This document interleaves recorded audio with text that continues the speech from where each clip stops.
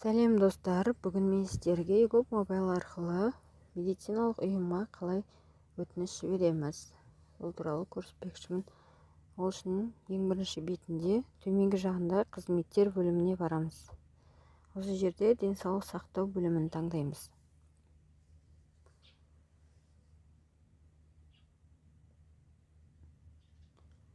Медициналық санитариялық алғашқы көмек көрсететін медициналық ұйымға бекіту бөлімін таңдаймыз.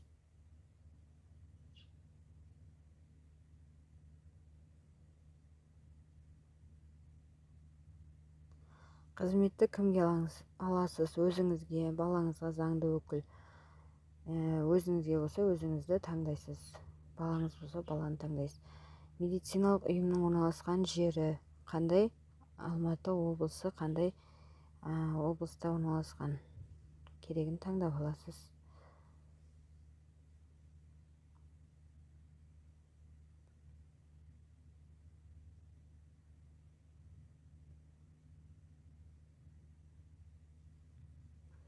Медициналық ұйым аты қалай аталады?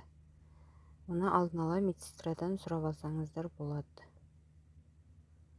Қандай аталатыны, қандай врачқа запрос жасайтыныңызды алдын ала медсестрадан сұрап біліп аласыз.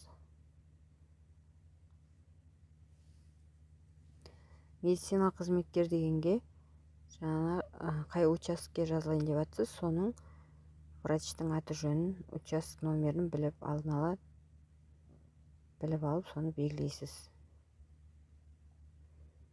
Тіркелу себебі еркін бекіту ма или көшіп келу ма? Және өзіңіздің адресіңіз тұрады.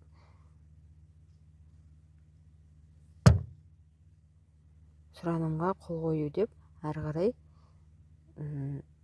қолыңызды қойып запрос жібересіз. Және бұның жауабы бір күннің ішінде ол мекеме сізді қабылдауға қажет. Ол уведомление бөлімінде келіп тұрады. Видеом сіздерге пайдалы болса, лайк басып, комментарий қалдыруды ұмытпаңыздар. Рахмет.